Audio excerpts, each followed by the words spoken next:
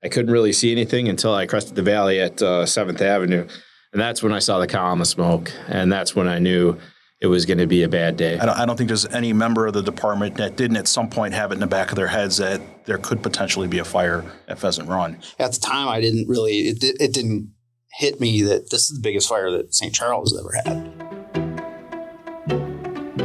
Welcome to City Insider, where we have real conversations about the human side of public service. Here in the city of St. Charles, essential services like power, water, public safety, and emergency response are delivered around the clock to every home and business. And behind each of these vital services is a person and a story. I'm Kara Silva. And I'm Lisa Garhan. We're the City of St. Charles communications team and hosts of the City Insider podcast.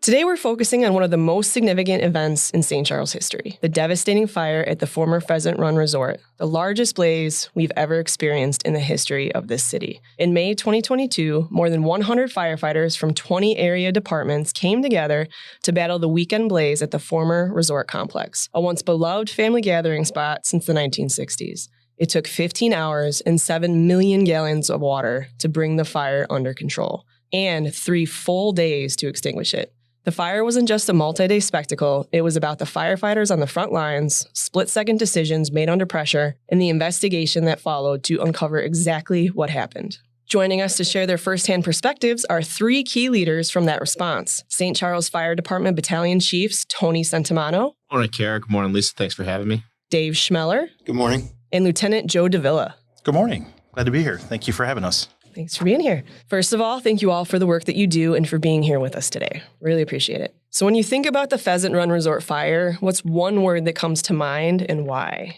The one word that came to mind was monumental. It was because it was a once-in-a-generation event. I mean, we knew it was going to happen, but when was it going to happen? I would say extraordinary. That's a once-in-a-career fire. You never see a fire that large in your career. Long.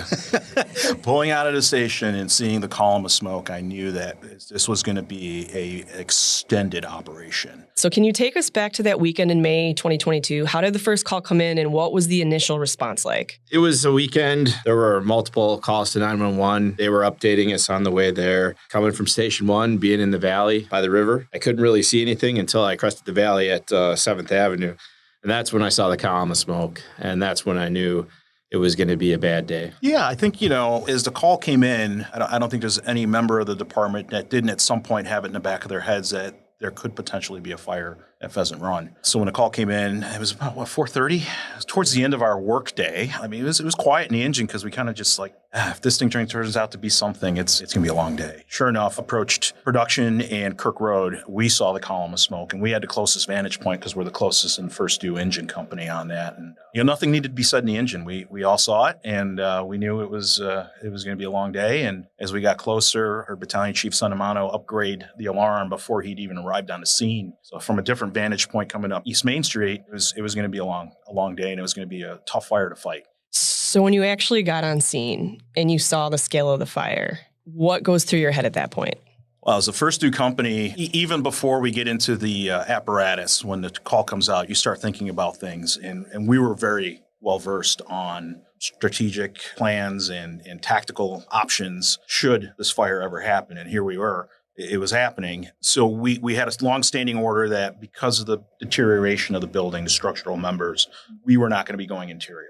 So my first thought always goes to, how do I keep my guys safe? And then once we arrived on scene, we were met with instant challenges. There had been a fence erected around the entire property because Pheasant Run had turned into quite a TikTok, YouTube, urban myth, legend kind of location. So we'd been dealing with people going in and out of there, filming themselves, putting them on social media, and just wrecking the place even more. So knowing all these things, knowing the status of the building, the condition of the building, the challenges we were going to have accessing the building with the fencing, the overgrown bushes and everything else, all these things were kind of going through my head as we approached. And when we finally got there, sure enough, we had a decision to make. I had a decision to make. The fire had been it was well advanced by the time we got there, which was surprising to me because it was towards the end of the day. East Main Street's a very busy street. It wasn't cloudy. It was a sunny day. I mean, if you were anywhere in the vicinity, you could see the smoke. So it was pretty well advanced by the time we got there. It was heading towards the east, towards the lobby area, and it was also heading towards the west. So we just took a position in the middle. I had about 2 seconds to make a decision. Do we want to try to save this end of the building or that end of the building? We attacked it right where it was at to try to prevent the spread going to the west, knowing that follow companies were right behind us. They were going to be there in minutes. Chief Centimano was going to make sure that we tried to cut it off where we could. That was my initial thought. That's a lot of things going through my head in literally a matter of a minute or two. But every company officer faces those challenges. It's the nature of the business. You have to make a million decisions in a very, very small time frame. When we arrived, Chief Centimano was already on the scene, and he radioed to me, Engine 103, you have the lobby. We pulled up to the lobby, and it was fully engulfed. The entire lobby was on fire. I couldn't see past that to see what was going on past that as far as into the building. When you say lobby, do you mean like the underpass area where the lobby was? Okay. So that's where he said, you have the lobby, and immediately I thought the same thing.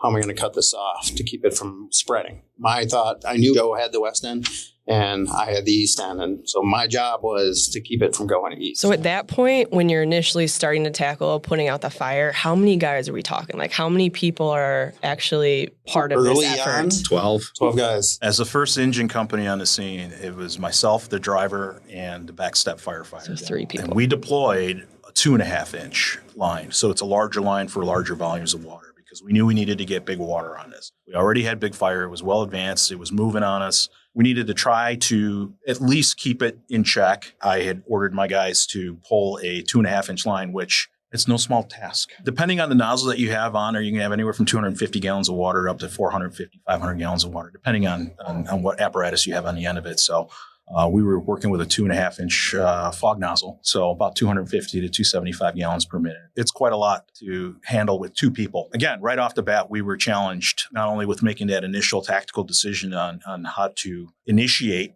our operation, but then to effect that operation with the limited manpower that we had. It took a minute or two, but we got water on the fire relatively quickly. What were the biggest challenges in battling a fire of this size at a site like Pheasant Run? From my perspective as the incident commander, stopping the spread of fire, potential for squatters. Facility had kind of become a urban exploration site. There was only one security guard that was assigned there, whether he was inside or outside. Maintaining that defensive posture. Firefighters are aggressive naturally, so making sure that they stayed out, and then managing all of those people. That's a good point. You can't go there and assume that it's a vacant building. Right. Not to get ahead of it, but later in the evening, we found out that there were people there the night before. And then while we were actively fighting the fire, there were people accessing the site. They snuck in and were on rooftops. We had to actually have them removed. Yeah, I remember actually we were going to Walmart, and Walmart was kind of like directly across the street, and there was quite a crowd that had gathered to see you guys put out the fire. And we just stumbled upon it ourselves. We were just like doing errands that day, and then we just couldn't help ourselves because it was just, I've never seen a fire that big in my life. Probably for later in the show, but yeah, thank you to Walmart, because that's where we found our eventual arsonists. Whoa, no way. Yeah. Okay, so we'll get there. Yep. We'll come back to that. Ooh, teaser. Like it. Everyone has to stay tuned for that little nugget. With more than 100 firefighters from 20 different departments working together, how do you even coordinate and communicate effectively in such a high-pressure situation? As a company officer, I'm only in charge of my small area. I'm just a piece of the puzzle to the bigger command, strategics, strategy and tactics. So for me, it was relatively easy. This was my quadrant. This was my task. This was my assignment. And this is what we did. I would say Tony definitely had the lion's share of the decision-making problem, if you will, with managing a huge incident like this with the amount of resources and people that were there. My biggest help was not only just the company officers on scene, but I'd feel remiss if I didn't mention names, just in case they're listening. Battalion Chief Lucas from Batavia, Battalion Chief Picola from West Chicago, Chief Colucci from Melbourne, Chief Antonori from Geneva, and Assistant Chief Christensen. Those were the 5 guys who really, really made my job easier, what I would call a pretty good success. And I know I'm missing a lot of people, but Battalion Chief from Bloomingdale was very helpful in us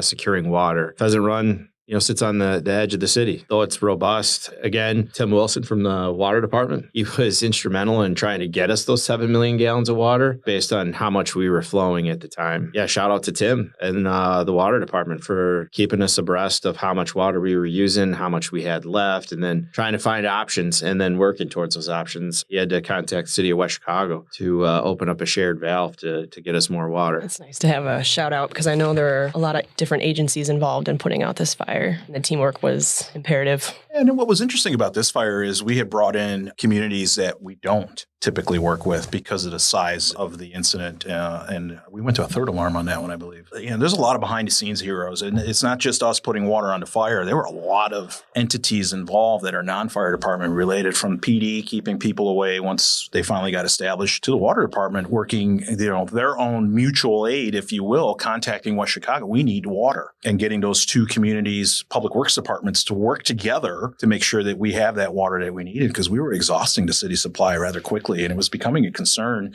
not only for the firefight, but for the rest of the community, because you still have to provide water to the community. So even to our EMA folks that were providing meals for us and just getting some of those logistical things that you don't see on the news, because there's a lot involved with structure fires. It's not just putting the water on the fire. It's having all those ancillary people helping you out. A lot of those people were very instrumental to the extinguishment of this fire. So were there any other moments during the fire when you had to make especially tough split-second decisions? I know I heard it. I know you guys heard it. There was an explosion that happened. Standing out front, up by Main Street in the parking lot, hearing that and understanding my role was to make sure that everybody was safe. There's a lot of radio traffic going on. Hearing that, and then the dead silence on the radio, you could tell everybody was like, where did that come from? And everybody knew not to get on the radio unless they had some sort of information. And I was able to reach out to the safety officer, Chief Colucci, and then Chief Antonori, who was working on what we call the seaside, but the backside of the resort, to figure out what it was and where it came from. That was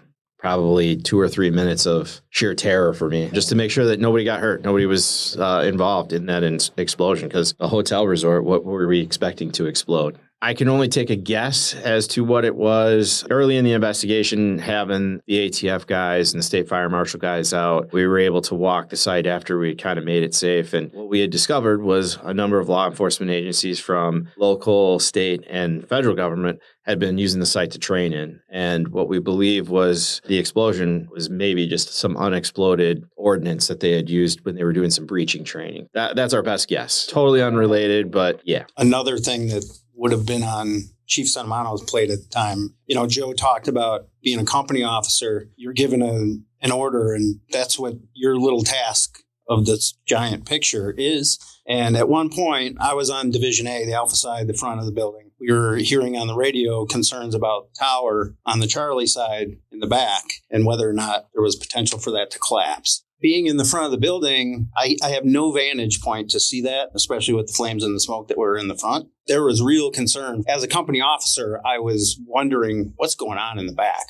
So for him as the incident commander, that's got to just send you through the roof. What's going on in the back? Because he can't be everywhere at all times. So he's constantly having to reassess what's going on and what are my safety factors here? Is that truly a possibility? Do I need to back everybody out of the Charlie side of the building? Those are just things that I think as incident commander, he had his hands full. Where as a company officer, I got my group of people that I've got to oversee, but I don't have his. The weight of responsibility for everyone on site. And constantly changing, right? It's that unknown. Absolutely. I can't say enough to Chief Colucci for bringing all of his years of experience to the table, instrumental in helping me get through this big event. I'm just curious, when you're doing something like this, obviously you're in the zone, but is there like a level of fear that you're kind of battling against for your own life and safety? Can you kind of try to explain that a little bit to us? Do you feel like this might be my last day today? Like, is that level of extreme fear you're trying to harness? Or as the incident commander, standing away from the incident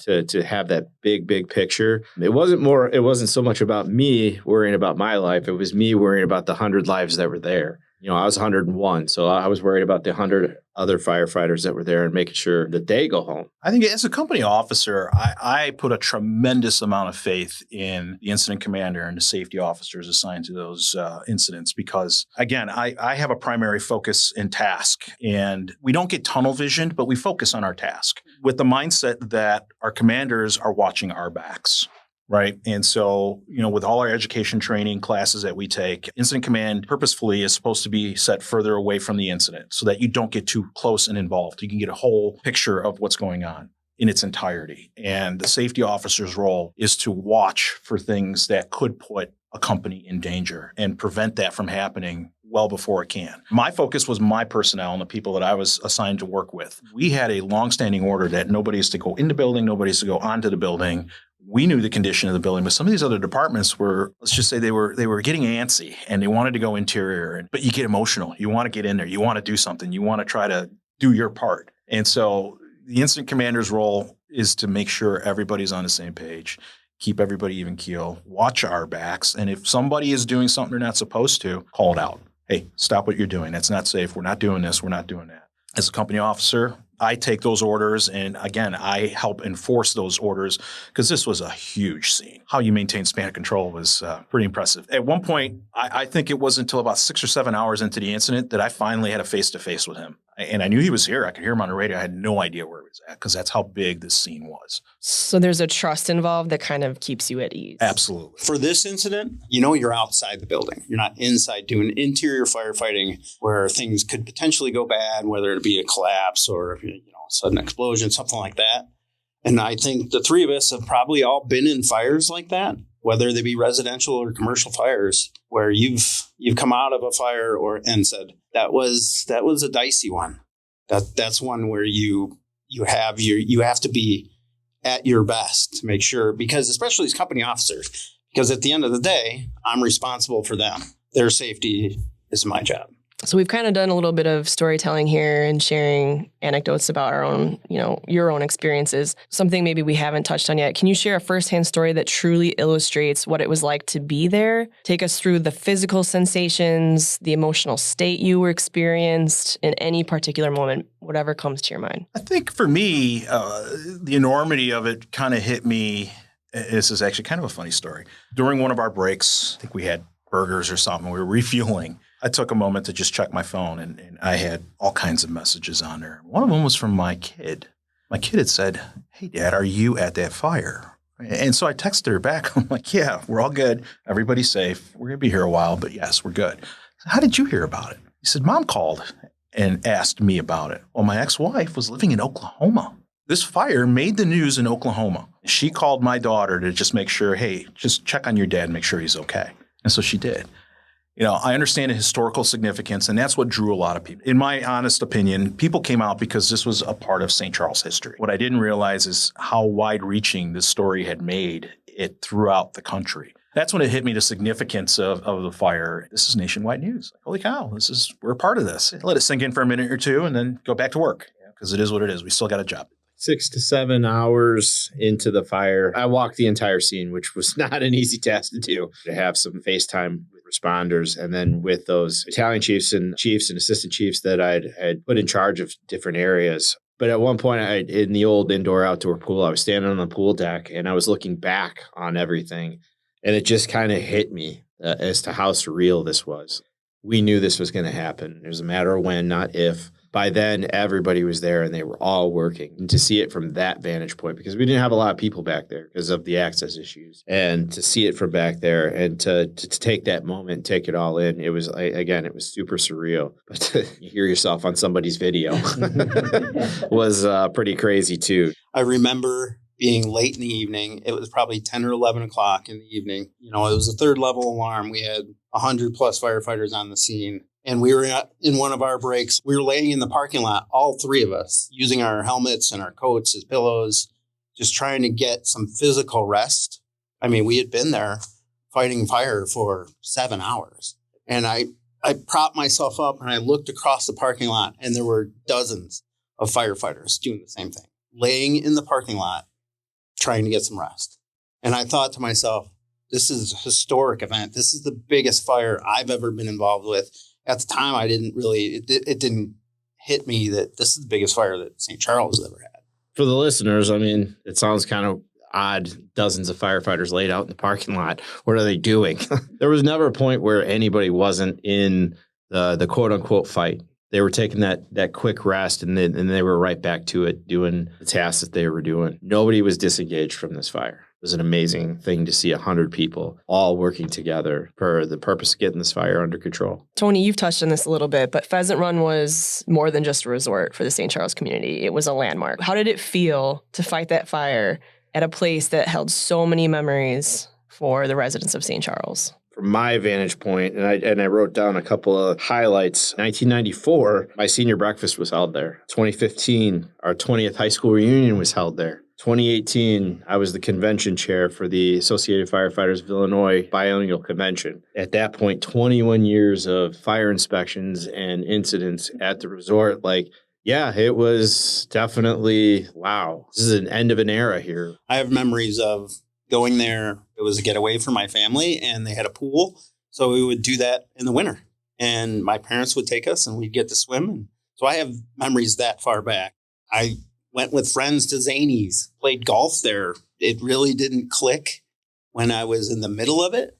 But when we were wrapping up, I was like, this is an end of an era. Once the flames were out, what were the first steps in the investigation, and what evidence do you look for in a fire of this magnitude? I think this is where we can bring Walmart back into the discussion. It did take about 3 days to get everything fully extinguished, but by then it was totally under control. And I started thinking about towards the investigation. That investigation, I have to say, thanks to the state fire marshal's office, Mitch Kushner. He's retired, but Mitch was instrumental in helping us navigate a lot of the things, along with the ATF. They had two agents, one from Downers Grove, one from Rockford. They were helping us assess whether people from all over the country were going to help us put this together. It was the one of the ATF guys, not necessarily a fire investigator. I think he was a bomb guy. He actually traveled around to the Target, the BMO Bank, and the Walmart. He looked through, I don't know how many hours of video footage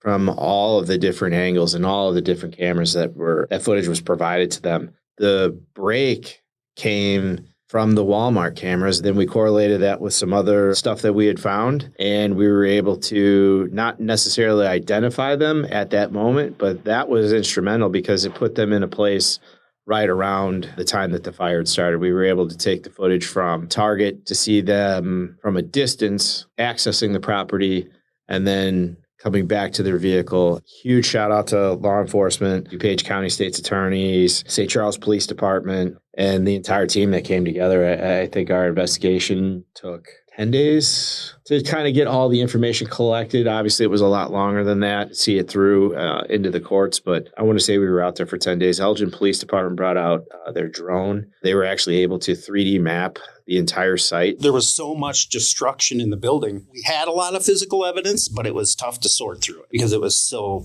far gone. Decided to go over to the Volkswagen. So we had an idea when we were doing our physical investigation of the site, what we thought maybe was an area of origin. With that much destruction, we really didn't know. Checked those videos, and at one point, the front of the building, you saw a little wisp of smoke to the right of the lobby. This fire was fast moving and confirmed by the video because it went from a wisp of smoke to a plume of smoke in literally a minute. That video footage was invaluable. It got us pointed in the right direction. For all you kids listening, it's not worth it. Your social media is forever. That's exactly how we were able to place the teenagers at the facility at the time. They made videos of their escapades and shared them on one of the social media apps. There was a lot of things going on there because we were looking at a lot of different people and a lot of different causations and a fairly decent amount of cell phone traffic in and around the area right at the time of the fire. I would say with the investigation as well, you can't just immediately assume someone must have come in here and lit this. We all have a suspicion, but you have to rule out the other stuff too. So early on, there was a storm in the area and lightning strikes the night before. So we started going down that avenue, and it was plotting lightning strikes. And you had two avenues you had to follow, and you have to disprove one. You can't just go with one and not follow up with the other. From a company officer standpoint, I'm not an investigator. You always have to also consider, where has this fire been? Where is it going? You have to at least consider that, because part of our role is not just extinguishment, try to preserve as much evidence as we can for the investigators when we shift into the investigation mode. One of the first things I did, because we were coming in off of North Avenue, is I picked up my phone. I had it on the dash.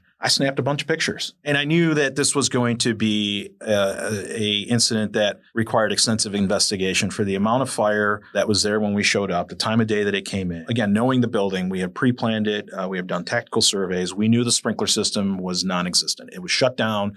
Holes in the pipe. There was no water in any sprinkler system. The fire alarm had been shut down years prior. I wanted to make sure I tried to preserve what I saw in that first 30 seconds so that the investigators can use that as another tool for them to figure out what happened. Chris Thomas, who just recently retired as a firefighter, he was the lead investigator for the St. Charles Fire Department. And he immediately started taking pictures, and not just of the building, but of the bystanders and the area around it, because we do get those arsonists that like to hang out and watch. Who knew if the perpetrator was there? But if he was, and he was standing there, Chris had a picture of him. So all those little things that Chris did, great job on his part. And he was our initial liaison with all the outside agencies, ATF, OSFM. So he's the one that made the contacts. He's the one that repeatedly spoke with them. He's the one that did all the legwork on, interviews and looking at footage with PD and ATF. So shout out to Chris. Great job. Are there aspects of tackling this fire and conducting the investigation that help the department learn and prepare or train for a future incident? I think it helped everybody appreciate fire spread from a firefighting aspect. And then the need for having mitigation strategies, keeping up on those things. When the resort closed shortly after COVID in 2020, a lot of those systems got shut down. Actually, when the fire occurred, they had no electricity to the building. They had no gas, no water. So all the utilities had been shut down. That might have changed the makeup of this entire thing. Since the fire, I've been assigned to the Fire Prevention Bureau as a fire code official for the last 2.5 years now. And this fire really does reside in the back of my head. Just because a building is vacant doesn't mean fires don't happen. It's important for the Fire Prevention Bureau, the fire department, and the city as a whole to make sure that all entities that are involved with code enforcement are doing their jobs to make sure that we don't have a repeat of Pheasant Run, and make sure that the bare minimum is being done, but those bare minimums are going to prevent the scope and size of a fire like Pheasant Run. We were fortunate with Pheasant Run. We had one minor injury on the fire department side, but we didn't have any civilian injuries or deaths. That could have had a completely different outcome should somebody had been seriously hurt or killed. Again, cost is cost, and I understand we live the times that we live in, but it is a minimal cost to maintain those minimum requirements, life safety requirements, because it's all geared towards not having somebody get hurt, killed, or maimed because of somebody else's irresponsibility or negligence. What do you wish the average person understood about the reality of fighting fires, especially one this large? That fires can be prevented. Curiosity is not a reason to explore with fire setting, vacant buildings, or putting those two together. And that when we go out and do fire inspections, both for firefighters and for the public, it's not a reason for the city to interfere in their business, okay? It's actually a partnership. We use our vast wealth of information, history, and experience to keep you in business. That's the whole point of a fire inspection. And having those human interactions with business owners and explaining, hey, I'm only here to make sure that you stay in business. That's really what it is. If you have a fire, can you afford that? Whether you have an insurance policy or not, can you afford to be closed? Can your employees afford for you to be closed? We're here for your vitality. That's really what it is.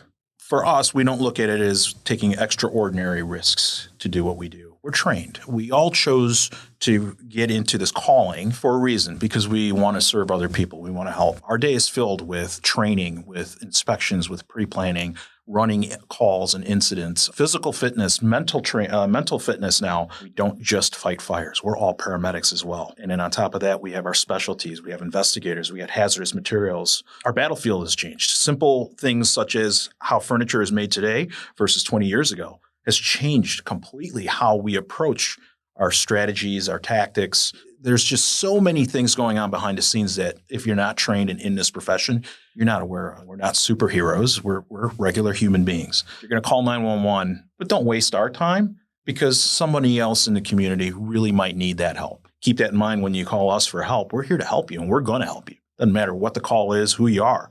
we're going to be there. Just remember we're humans too. To the outside, the untrained eye, that may look like complete chaos, but it truly isn't. It is a coordinated effort of multiple agencies working towards the same goal. And it doesn't have to be a fire as big as Pheasant Run. It can be a regular house fire or, a commercial fire. There is a plan in place, and it's driven by the incident commander. I just don't want the public to think that we show up and we are winging it, so to speak, because that does not happen. So before we wrap it up, is there anything any of you would like to add about the biggest fire in St. Charles history? The sheer amount of support that this community gives to its fire department, from our elected leaders and our city administrator, Heather McGuire, our fire chief, Jayme Mothy, we get a tremendous amount of support. We have best trained firefighters. We have the best equipment, and that helps us succeed as a fire department. The biggest shout out is to the community. I mean, they are around. They are interested. They appreciate when we get here. They send cookies. They wave to us going down the street. They interact with us. So yeah, it's truly awesome to work in a profession that brings you so much satisfaction individually, but then to see how the community throws and lends their support to you is absolutely amazing. Well, for our final question, and one that we ask all of our guests, as leaders in high-pressure situations, is there a mantra, a guiding principle, or personal philosophy that you follow to help keep you grounded? Being that calm in chaos sets the stage for everybody. Everybody goes so. We got each other's back. We're family. We have a unique career where you will spend the next minimum 20 years working side by side with somebody. We're not coworkers. We're not peers. We're family. And so we watch each other's back every single day. On duty, off duty, doesn't matter. Well, that about wraps it up. Thank you, Tony Centimano, Dave Chmelar, and Joe Davila for sharing your experiences and reflections on this major event in our city's history. Very much appreciate you being here. Stay tuned for our next segment, Inside City Hall, where we talk with Ward 2 Alderpersons Jayme Muenz and Ryan Bongard to find out more about winning Ward 2.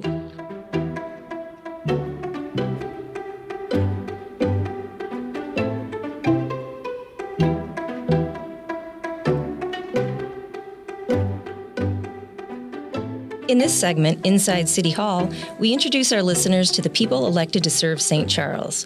They are residents of the community chosen to lead our city and help shape its future. St. Charles City Council includes 10 alderpersons, 2 from each of the city's 5 wards. 2 alderpersons from each ward are elected to represent their ward on the City Council and serve staggered 4-year terms. City Council is responsible for establishing policy, passing ordinances, and adopting the budget. Today we are discussing Ward 2. So welcome Ward 2 Alderpersons Jayme Muenz and Ryan Bongard. Hi. Hi, guys. Hi, good to have you. So Ward 2 is generally located in the northeast portion of the city and is home to residential areas and amenities like the Norris Recreation Center, Redling Middle School, St. Charles East High School, and several commercial and retail businesses, including the former Charlestown Mall and the new Fox Haven Square development. So before we talk about your ward, let's get to know each of you a little bit better. Ryan, you are a longtime resident of St. Charles, have served as alderperson since 2021, and are a former board member of St. Charles Baseball. So can you tell us a little bit about yourself? My wife and I have lived on the east side of town in the 2nd Ward for all of these 16, 17 years. We have 4 sons in 4 different schools, 2 high schoolers, 1 in middle school, and a very, very loud kindergartner. If I'm not at, City Hall, City Council, typically you can find me at one of the practice fields, football, baseball, basketball, with all these kids in sports. In my day job, I am the managing partner for a small private equity company that does a lot of work with small businesses, which is great. And it's been a blast serving on City Council since 2021 and really looking forward to the next 4 years. So Jayme, you also have called St. Charles home for many years. You've been a Ward 2 alderperson since 2023 and have always been very active in the community, from volunteering with the St. Charles Women's Club to sitting on the board of St. Charles Education Foundation. So what else would you like people to know about you? I have lived here for a very long time. I've lived in 2 different wards in St. Charles in the last 22 years that we've lived here. So we moved in with no kids and 1 dog. And since then, we've gotten 2 other dogs. And we've had 2 children, moved wards. I've moved from Ward 1 to Ward 2. I volunteered with more organizations than I can keep up with on my resume. But I don't do it for that. I really get a lot out of being involved in different parts of the community. And I do a lot of those things behind the scenes because I enjoy giving back, but I also enjoy helping keep those organizations afloat. You sort of notice when you do that it's the same few people that raise their hand for those organizations and make them run behind the scenes. So when I did run for office, I had to give up a few of those to have the time. And it was really tough because I knew that it would be hard to fill those spots. So trying to wrangle people to raise their hands, it's one of those things that I wish more people would do, is just give a few hours, even just a few hours a year, back to different organizations in the community to help them run, because it's really what makes the city hum,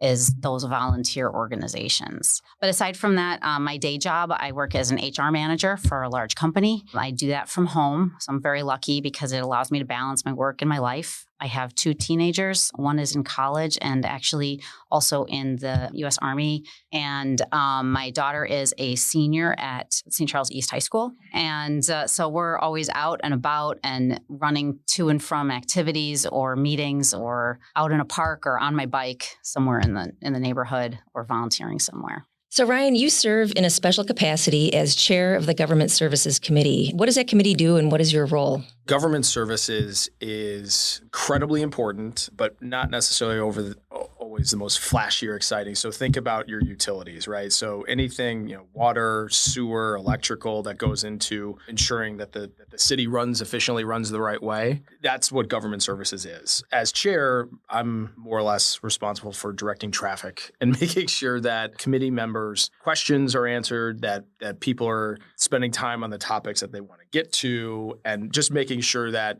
staff and our public works departments are getting what they need from council and vice versa. So Ryan, you also serve on a couple other commission liaison positions and also on the Fox River Dam Joint Task Force. You want to tell us about some of those other responsibilities? Sure. When I was first elected in 2021, I was appointed to the St. Charles Business Alliance. So I sit on that commission as a liaison. The Business Alliance is a really, really great group that works directly with our business community on behalf of the city, doing marketing, doing events.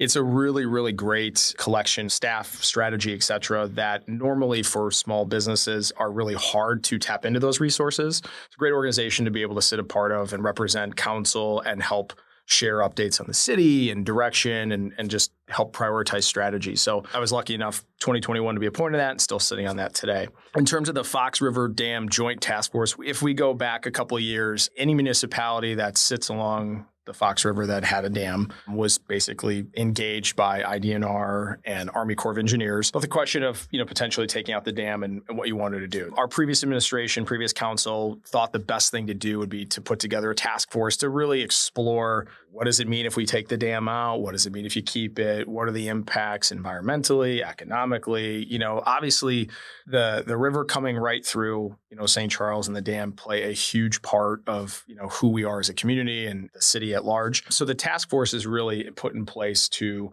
try and explore these questions. We have a long way to go still. That is a mouthful of the Fox River Dam Task Force, but I'm happy that we're taking the time to try and go through this as diligently as we can. Jayme, you've been appointed vice chair of the Planning and Development Committee, and you also serve on other commissions with the city. So give us a little information about that. So the Planning and Development Committee is responsible for moving forward all of the development projects and just general projects that go on in the city before they move forward to the city council for final approval. The vice chair's responsibility in that is having a little bit of input on the agenda, and I would fill in anytime the chairperson is unable to conduct those meetings. I also make the motions to approve omnibus items on the agenda, and omnibus items are things that don't require any kind of discussion by the committee, so things that are just standard business or below a certain dollar amount, just to move those things forward. Our council members are also assigned to different commissions and committees. One of mine is being on the 708 Mental Health Board, so I'm a voting member of that. And then I also sit as a liaison on the River Corridor Foundation and have sat on both of those since 2023. I also do participate in a lot of Chamber of Commerce events in order to better understand the new businesses that are coming in as well as the existing businesses. And I've sat in on a lot of the Business Alliance meetings for the same purpose, because it's really important to me to understand how commerce works in the city. It's really helped me understand the connection between our businesses and the community. But that mental health board is an important one too, because I know, I think our first episode was talking about mental health with first responders, but I just think it's so cool that the city has had that dedicated to serve those organizations. Absolutely. So it's something that not a lot of residents know about. And St. Charles is unique, very unique in the area, because a lot of mental health boards are governed or run by their township. And in St. Charles, it is run by the city. It is a special taxing body. And what we do is we pull in a percentage of the taxes to then allocate to professional mental health agencies. So our board essentially decides how the funding is allocated, and it is sent out to those agencies to then spread among them to fund and resource the people within our community. What I really like about the board that is appointed by our mayor, these folks are looking at the applications that come in. They're basing the decisions on some very defined metrics, several mental health professionals that sit on our board. We really do look at what is this organization serving? Are they serving? How many people from our population are they serving? And what greater good are they providing? Instead of the city doling out money willy-nilly to an organization at different times of the year, or maybe not prioritizing mental health, which is definitely something that some cities don't take the opportunity to do. St. Charles has done that for a very long time. And it is something that has to be done through legislation, which is why it is called the 708 Mental Health Board. So there was I might get this wrong as far as what the actual act was, but I believe it is a number, state statute 708, but that is the number that is attached to that particular mental health initiative. So you will see those across the state. But again, most of those are township run, and the city has the ability to do that for St. Charles. So I think it's a really fantastic thing that we have here. There's such a focus on mental health now, but it seems like St. Charles is really ahead of its time to be thinking about mental health decades ago when they started this. So that's great. Thank you all for letting us learn a little bit about you both. Let's bring Ward 2 into the conversation and give you some time to brag about your ward. Jayme, tell us a little bit about what makes Ward 2 so special. Well, for me, I think it always comes down to the people, because, each ward it has a different dynamic and different geography and unique challenges and, planning and development perspectives. But it always comes down to really the people that make each area special. And for me, I feel like I've been very lucky to meet so many incredible people over the past few years who I might not have had that opportunity to encounter if I hadn't been in this role. We have a lot of really generous residents. I knew that when I moved into the neighborhood I'm in today from the other side of town in Ward 1. And that was a great neighborhood too. Moving on to my street, we have a meal train that we do where our residents have a ongoing sign up where we do lunches for Lazarus House every month. Down the block in another part of the neighborhood, we had a situation where there was a retirement of a longtime UPS driver that someone found out about, and they did a collection and a special surprise retirement party for her with this big bouquet of flowers and a big retirement gift for her. And it was just a big neighborhood surprise where everyone showed up. And it seems like anytime somebody needs something, whether there's a need for information, a need for help, questions that need to be answered, and there's a call to action, people in this ward step up and they step forward. We have a lot of veterans in our neighborhood, and I see those people step forward. The dynamic of people and how they want to be a part of our community, I find it to be unique and special, and how they relate to the rest of St. Charles, I think is a pretty phenomenal thing. Ryan, what's the most frequent question or comment you get from Ward 2 residents, and what's the best way for them to contact you? The second ward, the east side of town, in the last, let's say 4 or 5 years, has gone through some positive development. We had a lot of empty storefronts.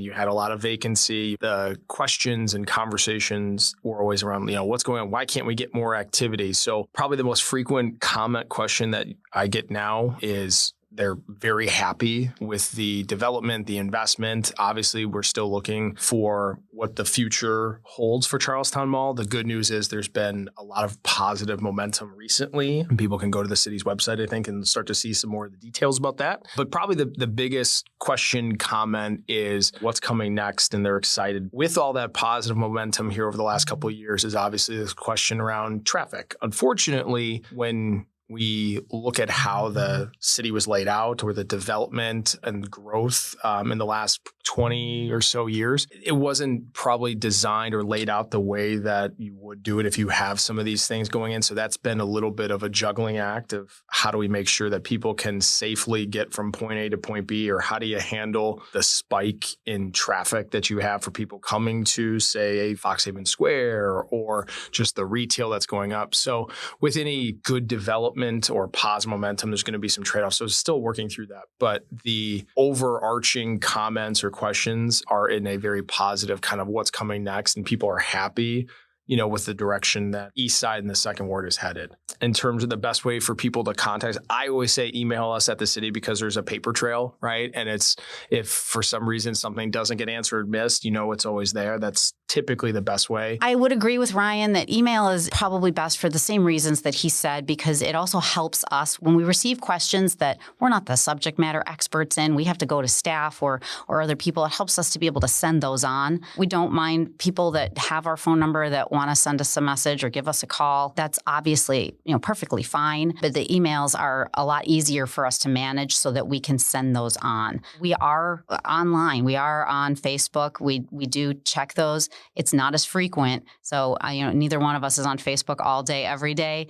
We do get people that tag us in things sometimes, either on our personal pages or we both have, alderman pages. And we don't discourage that either. Just understand that the city email is really the official way to reach us and the best way to get your questions answered in the most official and efficient way. So, Jayme, is there an interesting fact, historic note, or bit of trivia that people should know about Ward 2? Well, a lot of the history that we seem to focus on in St. Charles, it centers around our downtown. And there is a lot that has changed in the area that is currently the Second Ward. And much of that is in the area right around where I'm at. A great example that we have is one of the largest land grant sites that was provided by Delora and Lester Norris in our ward. And that's where St. Charles East High School currently sits. And with that donation on our city's eastern expansion might look vastly different if we hadn't received that, because we wouldn't have expanded out to the areas that we're at. I think that's why so many of the buildings at that school have the name Norris in them. And it does make a wonderfully interesting adventure when you're trying to direct people on what to go to, whether it's the Norris Recreation Center or the Norris Arts Center, the Norris Sports Center. It is definitely a great tribute to them for the wonderful gift that they gave us. And what some people are not aware of that are not from here or did not grow up in the area or know it at this time, but the school, when it was built in 1977, had solar panels on the roof, and that was supplying a portion of the energy needs for the school, and it made St. Charles a pioneer in that space. And for the final question, one that we end on for all our guests, do you each have a personal philosophy or guiding principle that shapes the way you lead St. Charles? I've always been of the belief people agree on about 80% of things: financial, safety, development. So I really try and focus in on the fact that the majority of people, when they're talking about an issue, a project, that they want the same thing. And the disagreement tends to come with, maybe the path in which you go to getting there. Trying to keep that, whether it's a policy decision that's facing the council or potential development, that we all want the same things, that we're all trying to strive for, the best for St. Charles. But just kind of keeping that at your center helps also keep people grounded a little bit when they might get frustrated, because ultimately you believe that you're heading in the same direction. If you kind of keep that at your core, that, the majority of us agree on, shared values, shared principles. We might just disagree on which way to go. That has worked, and it's been really helpful. Couldn't agree more with what Ryan said. And I would add to that I look at what my why was for why I ran for office and why I give back to the community, which are kind of the same reasons. And it's that I'm looking to build a city and create an environment in this city that I want my children to come back to when they want to build families. It's what drew me to St. Charles is the community that we have. So I'm not looking to create something that didn't already exist, but just to maintain that and make sure that we continue to have this great dialogue in our city and people that have different opinions and different ideas, but that we're also, honoring our own differences along with that. Another piece of that is also asking people to be engaged. Come to meetings, voice your opinions. We are the closest and most accessible type of government that you have available to you. We'd love to see more people come into our meetings and talk to us about what you'd like to see and how you'd like to see the community change, evolve, improve. You're not going to find an easier way to get a hold of people than you will with your city council. It's pretty hard to get a hold of state senators and congressmen, but it's not hard to find your aldermen because they live in your neighborhoods. And you can find us jogging down the street, walking our dogs at the grocery store. You can come to our meetings and you can watch them on Zoom. You can go to the YouTube channel. And when you need something, writing us letters and sending us emails and coming and standing at the podium and looking us in the eye and saying, I'd like some more bike lanes, or I'd like to make it safer to get my kids across the street to school. It makes a big difference and it's impactful. I encourage you to get involved and come up and ask a question once in a while and get your neighbors behind you to do those things, and you'll make a bigger difference than you could even imagine. Well, I think that's a fantastic note to end on. Alderpersons Jayme, Muenz, Ryan Bongard, thank you for joining us today and sharing information about the 2nd Ward with our listeners. Thanks for having us. Thank you so much. That's it for this episode of City Insider, the limited series podcast where we explore the human side of public service in the city of St. Charles. Thanks to the St. Charles Public Library for the use of their sound studio, and thank you for listening.